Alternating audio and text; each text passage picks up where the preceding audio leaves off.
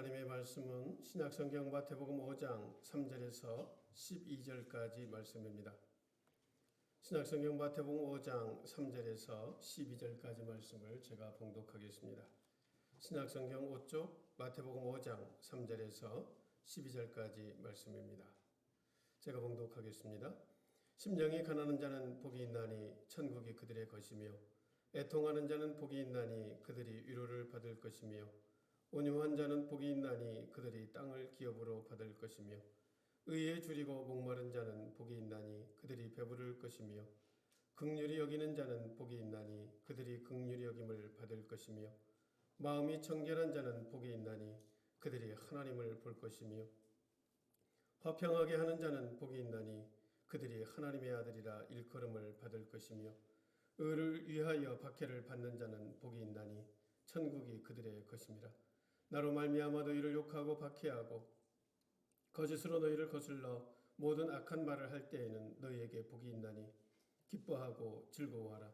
하늘에서 너희 상이 큼이라. 너희 전에 있던 선지자들도 이같이 박해하였느니라. 아멘.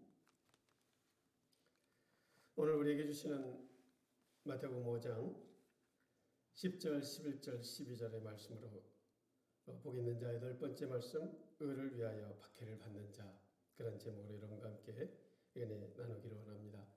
2021년 새해를 시작하면서 우리가 주여 이제 회복하게 하소서라고 하는 교단 주제를 교회 표어로 삼고 소아시아 7교회를 영시회로부터 시작해서 신년 특별 새벽 기도회를 통과하고 또 주일 예배를 통해서 7교회를 묵상하고요. 그리고 이제 이어지는 이제 팔복의 말씀으로 우리가 회복되어야 할 영적 모습이 무엇인가를 살펴보는 중에 이제 그 마지막 시간, 의를 위하여 박해를 받는 자라는 그러한 제목의 말씀을 함께 나누게 되었는데요. 참 오늘 믿음의 길을 걸어가는 저와 여러분, 예수님의 제자 되어서 살아가는 우리들의 삶의 모습이 어떠해야 할지를 정말로 가슴에 잘 담고 올 한 해 믿음으로 꼭 승리하는 멋진 그리스도인으로 저와 여러분이 함께 승리하는 한 해 살았으면 참 좋겠습니다. 사실 우리가 묵상하고 있는 이 산상수훈의 팔복의 말씀은 세상적 시각으로 보면 결코 복이라고 말할 수 없는 그러한 것들이죠. 어떻게 보면 피해야 할 것들이라고 말할 수가 있습니다. 그러나 여러분, 오늘 우리는 예수님 때문에 그것을 복으로 믿고 또 그것을 복으로 고백하며 믿음의 길을 걸어가는 저와 여러분인데요. 오늘 그 마지막 시간 이제 8번째 말씀을 함께 여러분과 나누겠습니다. 참으로 그동안 우리가 7주 동안 여러분과 함께 나누었던 이 복이라고 하는 심령이 가난하고 애통하고 온유하고 또 의에 줄이고 목마르고 긍휼히 여기고 마음이 청결하고 화평하게 하는 것, 참 그것도 참 복이라고 하기에는 참 우리가 좀 힘든 그러한 것들의 모습일 텐데 오늘 마지막 8번째는 참으로 복이라고 말하기에는 너무너무 힘든 그러한 모습이라고 할 수가 있습니다. 그렇죠, 여러분? 아무리 의 때문이라고는 하지만 오늘 우리가 누군가로부터 얻어맞고 또 내 것을 빼앗기고 또 어떤 폭력을 당하게 되고 굶주리고 쫓겨나고 그야말로 머리들 곳 없는 그러한 모습이 되어서 이곳저곳을 헤매는 그러한 박해의 현장, 고난의 현장, 핍박의 현장에 있다면 여러분 그것을 여러분 정말로 복이라고 여기고 그렇게 살아갈 수가 있으시겠습니까? 정말로 피해야 할 그러한 삶의 자리가 오늘 8번째 복이라고 주님이 복이라고 말씀하신 의를 위하여 박해를 받는 그것이 아니겠습니까? 여러분 정말로 그렇죠. 팔복을 복이라고 믿고 살아가는 그러한 사람들은 결코 이 세상을 향하여 소망을 가지고 살아가는 그러한 사람이 아닌 것이죠. 이 세상을 소망하고 이생뿐이라고 하는 그러한 생각을 가지고 살아간다면 여러분 팔복은 결코 복이라고 말할 수 없고 그렇게 살아가는 사람이 있다면 참으로 불쌍한 인생을 살아가는 그러한 사람이 분명할 것입니다. 그들이 박해를 받는 이유가 있다면 여러분 그 이유는 무엇이라고 말씀합니까? 의를 위하여라고 하는 그러한 조건이죠.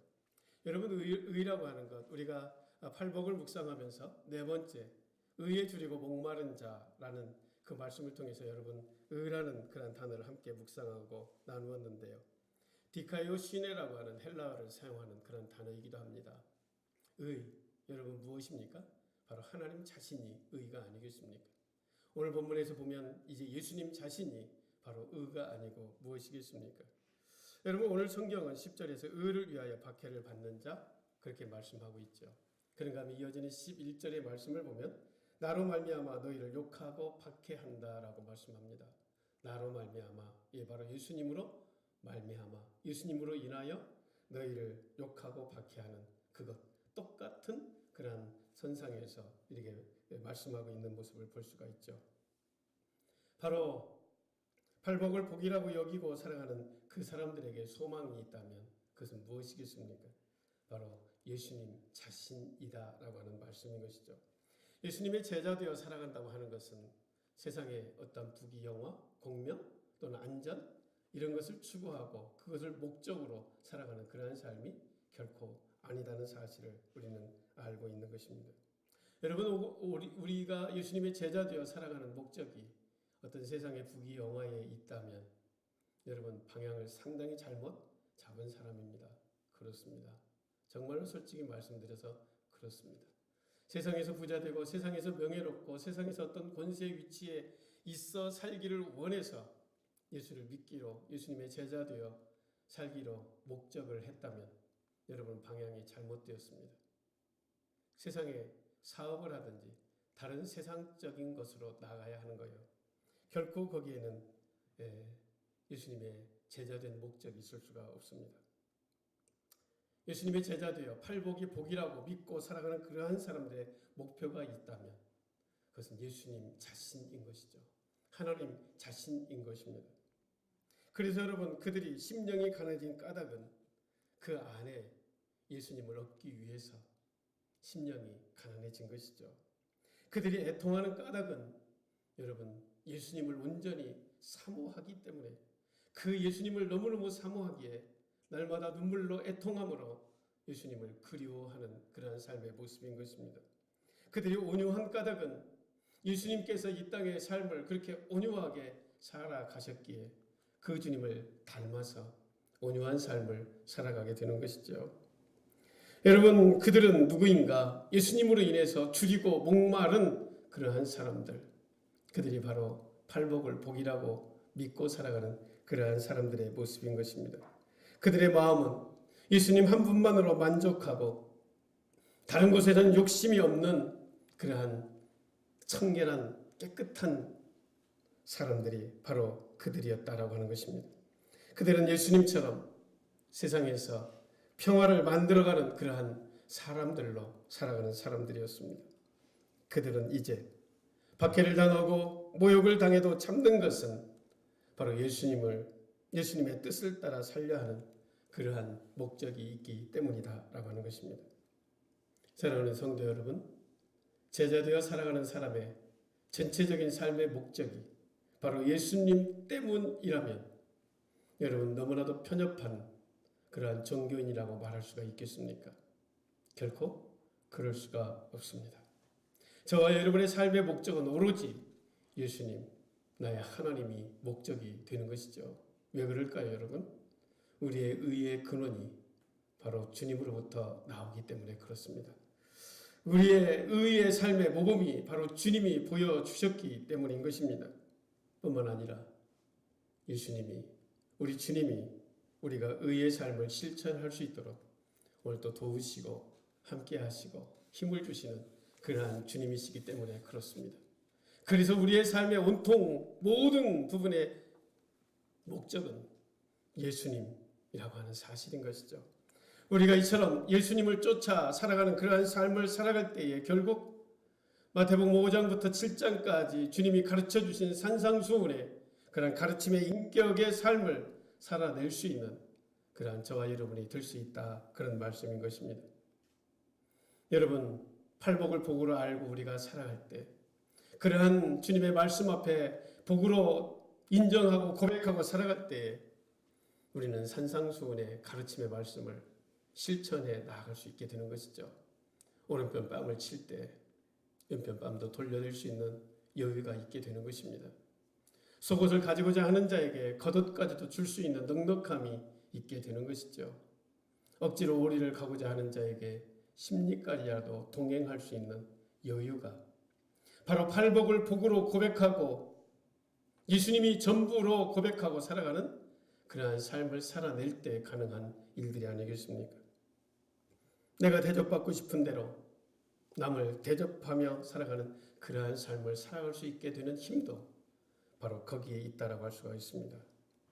그러나 여러분, 그런 인격은 내 의지, 내 다짐, 내 결심, 내 맹세에 가지고는 가능치 않은 그러한 일들이라는 것, 여러분 지난 7주 동안 여러분과 함께 나누었는데요.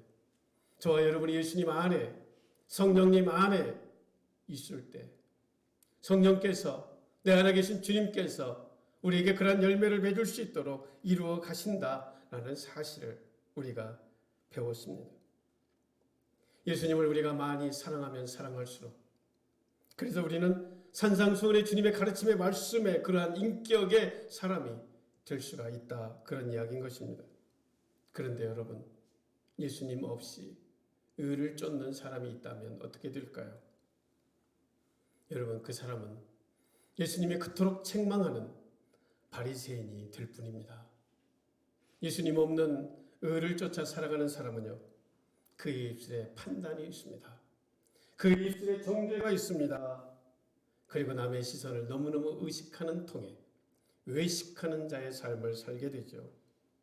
겉으로 보기에는 멀쩡해 보이고 겉으로 보기에는 거룩해 보일지라도 그 속은 메마르고 완악하고 조금도 여유가 없고 두렵고 불안한 존재로서 그러한 삶을 살아갈 수밖에 없게 되는 것이죠. 오늘 우리 한국교회 안에는 참 예수님 앞에 나름대로의 열심을 가진 그러한 분들이 참 많이 있습니다. 정말로 그렇습니다. 그런데 여러분, 그럼에도 불구하고 그 열심을 가지고 살아감에도 불구하고 산상수훈의 가르침에 인격이 형성되지 못하는 그러한 분들이 너무 많다는 사실이죠. 그렇지 않습니까, 여러분? 한국교회 안에 예수님을 사랑한다고 하는 열심이 있는 성도들이 너무너무 많습니다. 그래서 교회 안에서는 참으로 거룩한 하나님의 사람들로 살아가는 것처럼 보입니다. 그런데 여러분, 그 내적인 모습을 살펴보면 그 안에는 사랑이 없습니다. 그 안에는 주님을 향한 신뢰가 없습니다. 인내가 없습니다. 오로지 자기 중심적입니다. 내가 돈을 많이 벌어야 됩니다. 내가 출세해야 됩니다. 내 삶이 명예로워야 합니다. 오직 자신의 몸과 자기 가정과 자기의 성장에만 욕심이 있는 사람, 얼마나 많이 있는지 모릅니다. 여러분, 죄송하지만 산상수훈을 통해서 우리 주님이 우리에게 가르쳐 주시는 말씀은 그들은 결코 예수님을 사랑하는 그런 사람이 아니다, 그렇게 결론 짓고 있습니다. 자기 출세, 자기 부귀 영화 공명, 자기 안전, 그것을 위해 살아가는 사람이라면 예수님을 사랑하는 사람이 아니야, 자기 자신만을 사랑하는 사람이다라고 말씀하고 있습니다. 여러분, 나무가 좋으면 어떨까요? 열매도 당연히 좋은 것이 당연한 모습이 아니겠습니까? 그런데 그 열매가 안 좋다면 원인이 어디 있겠습니까? 그 나무에 붙어 있지 않다는 거예요. 여러분, 주님을 뜨겁게 사랑한다고 나름대로 고백하고 있지만 주님을 정말로 사랑하는 그러한 삶이 아니기 때문에 그 삶의 열매가 좋지 않다라고 하는 사실입니다. 예수님으로부터 위장된 그러한 세상의 복만을 구했던 그러한 사람이지 결코 주님을 뜨겁게 사랑했던 그러한 사람이 아니다, 그런 이야기입니다. 인간이 만든 사상, 인간이 만든 전통, 인간이 만든 교리에 사랑에 빠져 살아가는 그러한 사람이다라고 하는 거예요. 그래서 그들은요, 바리새인과 같은 삶을 살아갑니다. 공동체 안에 있는 사람들을 정죄하고 판단하고 그렇게 살아가는 것이죠. 여러분, 의의 길을 쫓아가는 제자된 저와 여러분의 삶은요, 당연히 거의 대부분 핍박과 박해의 현장이 있을 수밖에 없다는 사실을 기억해야 됩니다. 여러분, 오늘 우리가 읽은 11절의 말씀에 보면 그 박해의 내용이 기록되어 있죠. 나로 말미암아 너희를 욕하고 박해하고 거짓으로 너희를 거슬러 모든 악한 말을 한다라고 말씀하고 있습니다. 여러분, 정말로 여러분이 예수님의 제자, 진실한 제자, 마대 테스, 예수님께 온통 마음을 빼앗겨 살아가는 그러한 사람이라면 결코 세상으로부터 환영받지 못할 그러한 삶이 될 수밖에 없습니다. 죄송하지만 그렇습니다. 세상 속에서 세상 사람들이 구하는 그것들을 구하지 않기 때문에 그렇습니다. 세상이 살아가는 삶의 방식대로 살아가지 않기 때문에 그렇습니다. 세상의 사람들은 물질이 최고라고 말하며 살아갑니다. 그런데 여러분, 예수님의 제자 되어 살아가는 사람은 예수님이 최고라고 살아가는 그러한 사람이에요. 그러니 어찌 그들과 갈등이 없을 수가 있겠습니까? 여러분, 세상의 사람들은 힘의 논리로 살아갑니다. 그래서 내가 부자가 돼야 되고 내가 권세의 자리에 있어야 되고 내가 명예로운 자리에 있어야 된다고 말합니다. 그러나 예수님의 제자 되어 살아가는 사람은요, 사랑하는 사람이요, 용서의 논리를 가지고 살아가는 그러한 삶을 살아갑니다. 그래서 여러분, 만약에 여러분 중에 세상 속에 살아감에도 세상 사람들과 100% 화목하고 100% 연합하고 세상 사람들과 살아가는데 조금도 꺼리낌이 없다라고 말하는 분이 계시다면 조금 위험하신 분이에요. 왜 그럴까요, 여러분? 세상 사람들이 살아가는 대로 살아가면 세상 사람들과 거스릴 게 없어요. 그런데 여러분, 예수님의 제자 되어 살아가는 저와 여러분의 삶은 세상의 사람들이 살아가는 방향으로 살아가는 자가 아니라 세상의 삶을 역행해서 거슬려 살아가는 사람이 바로 저와 여러분이에요. 그런데 어떻게 만사가 그들과 함께 물 흘러가듯 흘러갈 수가 있겠냐는 거예요. 그럴 수 없다라고 하는 거예요. 그래서 필연적으로 우리가 예수를 믿으면, 예수를 정말로 잘 믿는, 정말로 예수님을 살아가는 삶을 살아가면 우리는 세상 속에서 박해는 필수 요건으로 받게 되어 있다, 그런 말씀입니다. 여러분, 이것이 정말 그리스도의 제자 되어 살아가는 삶의 실제 존재의 모습이다 라고 하는 사실을 알아야 돼요. 그래서 여러분, 세상의 사람들로부터 저분은 교회 다니는 분인데 마냥 좋은 분이야 라고 인정을 받는다면 내 자신을 한번 살펴볼 필요가 있다라고 하는 것입니다. 어느 순간에는 세상의 사람들이 예수를 믿는 사람을 두려워할 줄 알면 그런 의로운 선택의 삶을 살아가는 사람이 되어야 되는 거예요. 세상의 사람들이 다 선택을 해도 그거 아니야, 그건 하나님이 원하는 방법이 아니야, 그럴 수 없어 라고 단호하게 말할 수 있어야 되는 것이죠. 어떻게 그들과 함께 그래 좋은 게 좋은 거지 그러면서 그렇게 살아갈 수 있겠냐는 거예요. 그럴 수 없다, 그런 말씀인 것입니다. 그것이 예수 그리스도의 제자 되어 살아가는 삶의 모습이다. 여러분, 오늘 우리는 이 말씀을 묵상하면서 정말 내 자신을 돌아보아야 합니다. 우리가 지은 죄로 인해서 박해받는 경우는 말할 필요가 없습니다. 그것은 너무너무 당연한 거고요. 주님 때문에, 주님으로 인해서 예수를 잘 믿으려고 하는 그것 때문에 정말 내 삶에 박해 현장이 있는가? 너무너무 당연히 있어야 될 현장인데 그것을 회피하고 있다면 안 된다는 얘기예요. 의를 위하여 박해를 받는 자, 그 자가 복이 있다. 그 자가 천국이 그들의 것이다.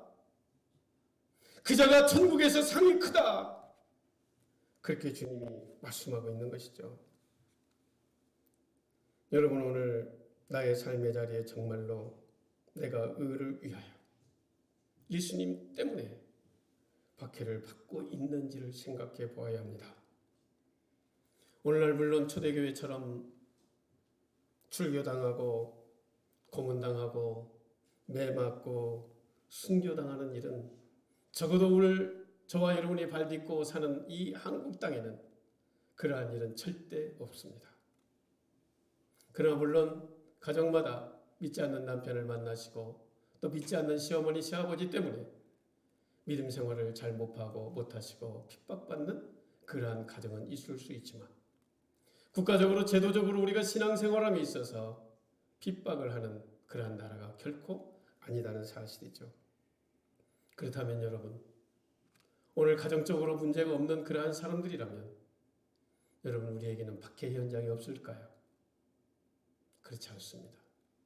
사단은요, 더 교모한 방법으로 저와 여러분을 박해 현장으로 이끌어가고 있다는 사실이에요. 무엇으로 우리를 이끌어가고 있을까요, 여러분? 자본주의라고 하는 이 물신주의 정신을 가지고 우리를 박해 현장으로 이끌어가고 있다는 사실입니다. 효율과 경쟁이라는 미명으로 우리를 몰아가고 있습니다. 그들이 사용하는 무기는 미래에 대한 불안과 뒤처지고 고립된다고 하는 그러한 소외감을 주는 거예요. 의 장로라는 분, 의 권사라는 분, 의 안수집사라는 분, 당신 그따구로 살다가 거렁뱅이 돼 적당히 해 라고 말하는 이웃들이 있을 수 있죠. 가족도 있을 수가 있습니다. 너처럼 그렇게 살다가는 거지 돼 거지, 그렇게 말할 수가 있는 거죠. 그래서 불안감을 우리에게 주는 것입니다. 그리고 그렇게 살아가는 우리들을 향하여 왕따시키는 것이죠. 가족 중에도 말입니다. 돈을 많이 소유하여 행복하다고 하는 그러한 가치관을 우리에게 주면서 우리를 박해하고 핍박하는 것이죠. 그 대에 그래서 낙오된 사람은 불안감을 가지게 되고 무능력자라고 하는 딱지를 갖게 되는 것이죠. 믿음의 길을 걸어가는 저와 여러분, 우리 모두는 예수님의 제자되어 살아가는 우리는 경쟁보다는 사랑과 조화의 길을 가는 그러한 사람이 되어야 하지 않겠습니까? 그런데 세상의 사람들은 뭐라고 말합니까? 너처럼 그렇게 조화를 이루고 사랑을 실천하고 살아가면 거지 될 거야. 너는 그렇게 살다가 인생 패배자가 될 거야. 라고 말하며 극단적 이기주의를 부추기는 그런 박해의 현장 속에 오늘 저와 여러분이 살아가고 있습니다. 여러분, 차라리 육신적 어떤 핍박이라면 견뎌낼 수 있겠는데 여러분, 이런 정신적 이런 박해의 현장, 핍박의 현장은 참 괴롭습니다. 그렇지 않습니까, 여러분? 교회도 그런 모습이 참 많이 있습니다. 여러분, 교회 공동체가 무엇을 추구해야 될까요? 하나님의 말씀 앞에, 그 하나님의 뜻 앞에 순종하고 주님의 사랑의 실천에 이웃을 내 몸처럼 사랑하는 것, 세상 속에서 소금되고 빛된 삶을 살아가는 것이 교회 공동체가 추구해야 할 삶의 모습이죠. 그런데 오늘날 한국 교회는 어떻습니까? 정말로 그렇습니까? 오로지 덩치를 키우는 경쟁이 벌어져 있습니다. 그래서 교회를 어떻게든지 크게 지어야 되고 어떻게든지 수단과 방법을 가리지 않고서라도 남의 교인이 되었던 누구의 교인이 되었던 내 교회만 크게 성장시켜야 된다는 그러한 유혹 앞에 목사들도 장로님들도 그러한 박해의 현장 속에 있다는 거예요, 여러분. 그런데 오늘 이 아침 우리 청산교회 공동체 안에 예배하는 여러분들은 박해의 현장 속에 있는 분이 분명하십니다. 그렇죠, 여러분? 참 시골교회 안에 이렇게 부채 때문에 힘들어하는 교회가 없습니다. 거의 대부분은 그냥 자가 건물에서 작은 성도님들이 모여서 예배를 드리죠. 근데 우리 교회는 좀 성전을 좀 크게 짓다 보니 부채가 발생이 되고, 그래서 여러분 5년 동안 건축원금 해주셨는데 앞으로 5년만 좀 더 해주십시오. 여러분, 참 저는 여러분에게 죄송한 마음이 많습니다. 참 여러분에게 이렇게 부담감이 있음에도 불구하고 교회를 거부하지 아니하시고 교회에 출석하시고 담임 목사의 그러한 입금 앞에 함께 참여해 주시고 협조해 주심으로 나아가시는 여러분은 의를 위하여 핍박을 받는 그러한 삶의 작은 부분을 감당하고 계시다 생각을 합니다. 그런 면에서 여러분을 바라보면서 참 담임 목사로서 고마움과 감사한 마음을 늘 가지고 있습니다. 그렇습니다, 여러분. 오늘 우리가 예수님을 제대로 믿고 주님의 몸된 교회를 섬겨 나아갈 때에 그것을 방해하는 모든 요소들은 다 박해의 현장이라고 말할 수가 있게 되는 것이죠. 사랑하는 성도 여러분, 주님은 우리를 제자로 불렀습니다. 무리로 부른 사람이 없습니다. 다 주님의 제자로 불러주셨죠. 제자, 마데테스라고 헬러 여러분에게 가르쳐 드렸는데요. 중요한 이야기입니다. 마데테스라는 그 뜻은 예수님께 온통 마음을 빼앗긴 자, 그거예요. 그래서 이 팔복을 복이라고 고백하고 살아가는 사람, 그 사람이 제자인 것입니다. 제자의 길을 걸어가는 우리들 앞에도 여러 가지 선택의 길이 존재할 수가 있죠. 때로 그렇습니다. 조금만 눈 감으면 참 편할 수 있는 그러한 일들이 있죠. 그렇죠? 교회에서 이런저런 어떤 사역의 현장에서 일손을 필요로 할 때 그냥 못 들은 척 하면 편할 수 있습니다. 이런저런 주의를 지키고 하나님 앞에 드리지 않았던 이런 것들 어떻게 그거 다 지키고 살아갈 수 있겠어? 적당히 타협하면 손해볼 일이 별로 없을 수도 있을 것 같습니다. 그런 유혹이 제자되어 살아가는 저와 여러분 모두에게 다 있을 수 있습니다. 그런데 주님은 뭐라고 말씀하고 있습니까? 그런 때 의를 위하여 박해를 받는다 할지라도 의를 위하여 손해되는 삶의 현장이 있다 할지라도 그것을 선택하는 것, 그것이 복이다. 그렇게 오늘 주님은 말씀하고 있는 것입니다. 그리스도인으로서 세상 속에 하나님의 말씀을 따라 순종하며 살아가려고 할 때에 박해는 여러분 필수적으로 따라오게 되어 있습니다. 어느 누구에게도 동일하게 찾아오게 되어 있습니다. 사도 바울은요, 에베소서 목회하는 디모데에게 편지를 보내면서 이렇게 교훈했죠. 무릇 그리스도 예수 안에서 경건하게 살고자 하는 자는 박해를 받는다. 그리스도 안에서 경건하게 살고자 하는 자는 박해를 받는다. 여러분, 박해 두려워하지 마십시오.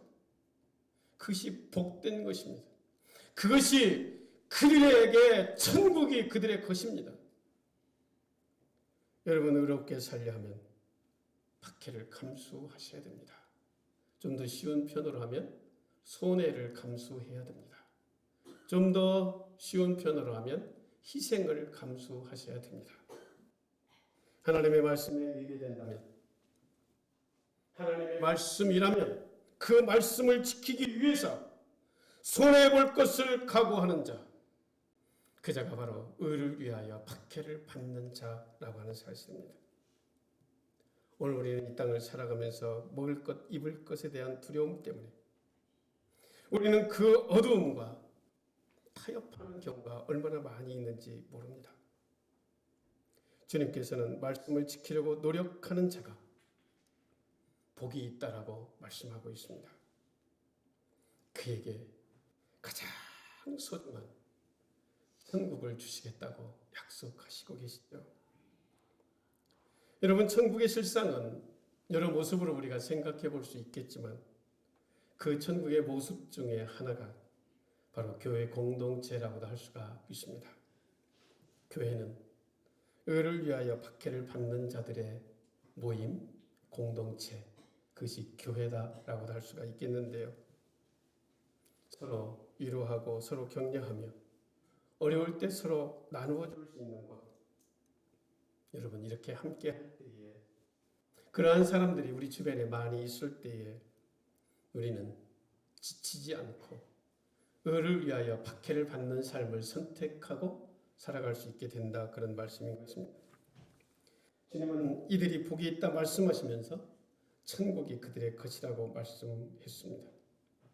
천국이 그들의 것이라고 할 때 여러분 지난 네 번째 복 의에 줄이고 목마른 자에 대해서 여러분과 함께 나누었는데요. 여러분 이 의를 위하여 핍박을 받는 자, 박해를 받는 자는 즉시 천국이 이르게 된다는 사실이죠. 현재형이다 그런 얘기예요. 너희가 세상 속에서 의를 위하여 핍박을 받고 박해를 받았으니 이제 나중에 천국에 오면 너희들이 천국이 너희들 것이야. 그때 내가 보상해 줄게. 그런 말이 아니다 그런 이야기입니다. 이 땅에서 의를 위하여 박해를 받으면 그 즉시 너의 삶에 천국이 임하게 된다. 그런 말씀을 하고 있는 것이죠. 도대체 무슨 천국이 우리에게 임할 수 있을까요? 옳은 일을 하면 그 자체가 바로 복이 되는 것입니다. 여러분 독립운동을 한 독립투사가 독립운동을 할 때에 무슨 조건을 달고 독립운동을 합니까? 내가 독립운동을 했으니 나중에 독립이 되면 내가 한 자리 할 거야 라는 그런 계획을 가지고 독립운동을 할까요? 그렇지 않습니다.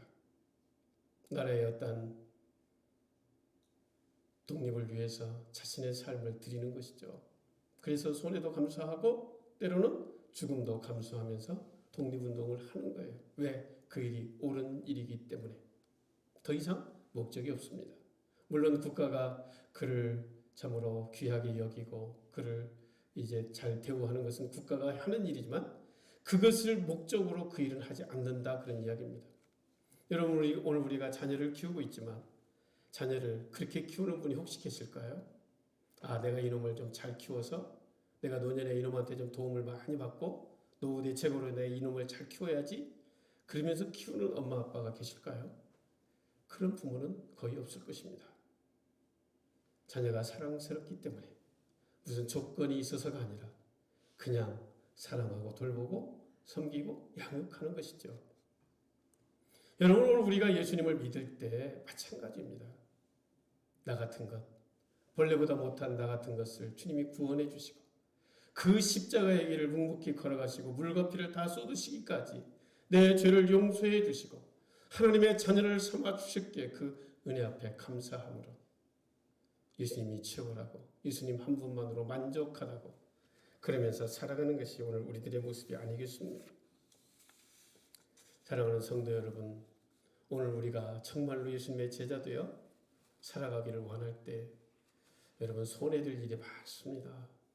박해 현장이 얼마든지 있을 수 있습니다.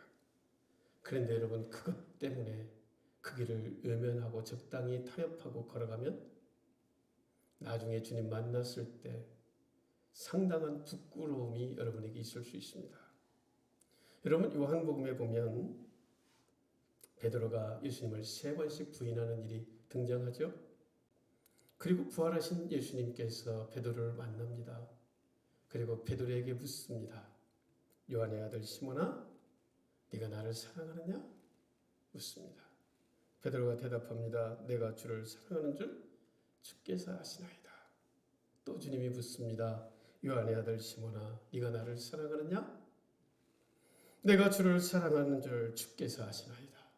여러분 그 말을 고백할 때 베드로의 심정이 어땠을까요? 3번을 반복합니다. 여러분 쥐구멍이라도 있으면 들어가고 싶지 않았겠습니까? 여러분 베드로가 말입니다. 그야말로 호언장담했던 베드로가 아닙니까? 그런데 다 울기 전 3번 주님을 부인하고 주님을 저주까지 했던 베드로예요. 그런데 그 베드로를 치유하시고 회복하시기 위해서 3번의 질문을 반복하시고 그 베드로에게 대답을 요청하셨습니다. 요청하신 이유가 무엇일까요? 베드로에게 치유의 회복의 은혜를 주기 위함이죠. 그 상황 속에서 베드로의 심정을 한번 생각해 보십시오. 여러분 오늘 우리가 내가 좀 편한 길 걸어가고 또 좀 세상 속에서 손해보지 않고 살아가기 위하여 적당히 불의와 타협하고 그렇게 살아간다면 주님 나라에 갔을 때에 여러분 주님 볼 면목이 있겠습니까? 주님이 물으실 거 아닙니까? 네가 나를 사랑하느냐? 네가 나를 사랑하느냐? 여러분 대답할 수 있겠습니까? 대답하다 못해 스스로 저 지옥으로 가겠다고 말하지 않겠습니까, 여러분? 부끄러운 일을 당하게 될 수가 있습니다. 여러분, 옳은 길을 걸어가는 것, 그 자체가 충분한 보상이요, 복이라는 사실을 꼭 기억하십시오. 두 번째는요, 박해를 받는 그 순간이 말씀드린 대로 기쁨의 순간이 되는 것입니다. 왜 그렇습니까? 스데반이요, 돌에 맞아 죽어갈 때에 그는 하늘을 우러러 바라볼 때 하늘 보좌에 앉아 계신 예수님을 바라보게 된 거예요. 그리고 그 얼굴이 어떻게 변했다고요? 해같이 빛났다, 그렇게 기록하고 있는 것을 볼 수 있습니다. 어떻게 그럴 수 있을까요? 돌에 맞아 죽으면서 해같이 빛나는 기쁨을 어떻게 소유할 수 있을까요? 고난의 현장에 주님이 개입해 주시기 때문에 그렇습니다. 고난의 현장에, 핍박의 현장에 주님이 함께 하시기 때문에 그 아픔의 현장 속에서도 기뻐하고 즐거워할 수 있는 그러한 은혜가 있게 된다라고 하는 거예요. 여러분, 오늘 우리가 경건한 삶을 살거나 능력 있는 삶을 살거나 어떠한 신비한 지식을 깨닫거나 많은 영혼을 구원하는 것, 그것도 우리에게 얼마나 기쁨의 그러한 순간입니까? 그러나 여러분, 그것은 잘못하면 자신의 의로 드러날 수가 있어요. 그래서 자신의 자랑으로 드러날 수가 있다는 거예요. 그런데 고난의 현장은요, 그 핍박의 자리는요, 철저하게 자기 부인이 되지 않으면, 자기 희생이 따르지 않으면 그 고난의 현장, 핍박의 현장에 있을 수가 없습니다. 그렇지 않겠습니까? 나를 부인하지 않는 사람이 어떻게 그 고난의 현장에, 핍박의 자리에 있을 수가 있겠습니까? 그렇기 때문에 이 고난의 자리가 복이 되는 것입니다. 거기에는 오직 하나님의 영광만이 드러나고 기쁨과 감사만이 솟아오를 수 있기 때문에 그렇습니다. 주님은 그 어느 현장보다도 바로 고난의 현장 속에 함께 하시는 주님이십니다. 사도행전 5장 41절에 보면 초대교회 사도들은 이렇게 고백했지요. 그 이름을 위하여 능력받는 일에 합당한 자로 여기심을 기뻐했다. 예, 그 이름을 위하여, 주님을 위하여 능력받는 일에 합당한 자로 여겨주셨기에 나는 너무나도 기뻤다. 여러분, 그 고백이 오늘 저와 여러분의 고백이 되었으면 참 좋겠습니다. 마지막으로 그들이 기뻐하고 있는 이유는 그들 앞에 무엇이 있다고요? 상이 있다, 그렇게 말씀하십니다. 오늘 12절 기뻐하고 즐거워하라, 하늘에서 너희 상이 큼이라, 그렇게 말씀하고 있습니다. 여러분, 이 말씀은 제자들이 이 땅에서 어떠한 존재인지를 분명히 말씀하고 있는 것입니다. 그들이 원하는 것, 그것은 세상의 것이 아니라는 사실이에요. 그들이 원하고 받아야 할 그것은 바로 세상의 상급이 아니요, 바로 영원한 나라를 바라보며 나아가는 그러한 사람, 그들이 바로 제자라고 하는 그러한 말씀이 아니겠습니까? 이 세상에서 많이 버리고 비운 만큼, 그래서 여러분, 하늘에서 받을 상이 크다는 사실을 기억하십시오. 오늘날 교회 공동체가 타락했다라고 하는 말은요, 어디에 있을까요?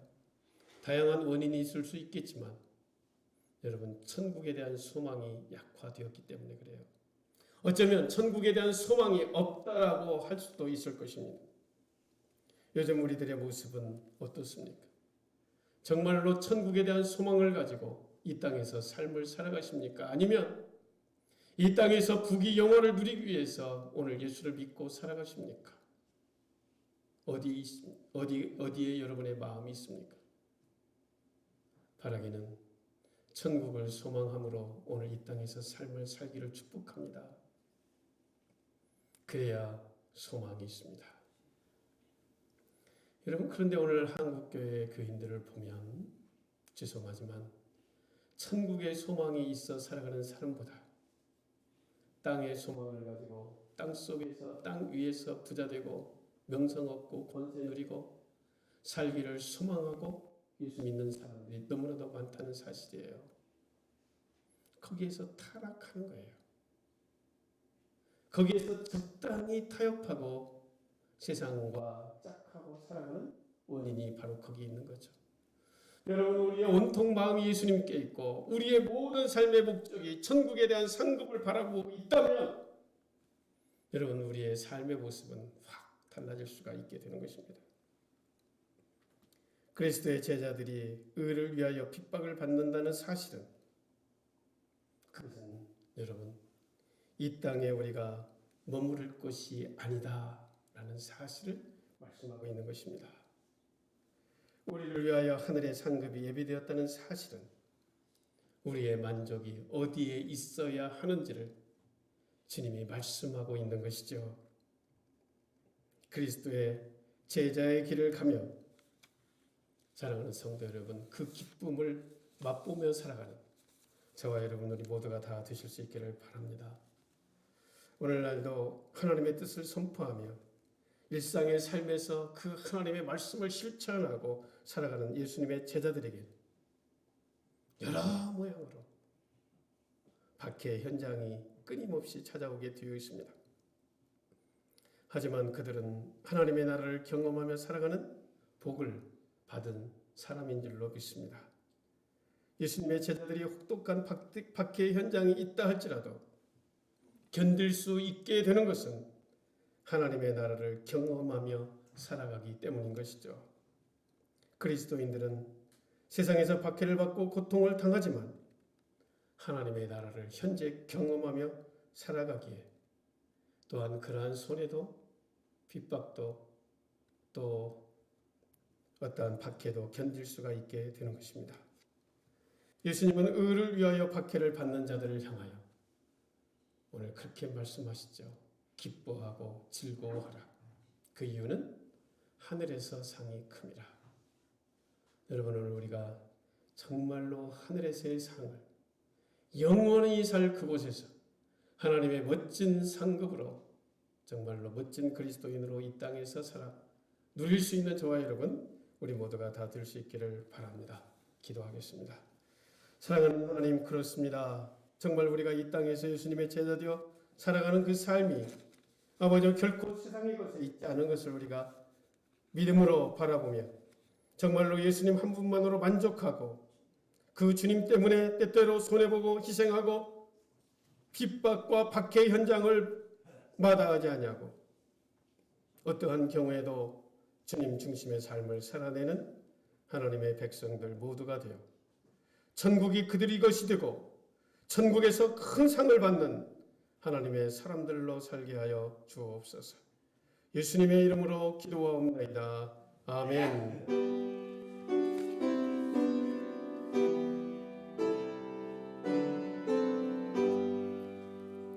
전서 427장 드리겠습니다.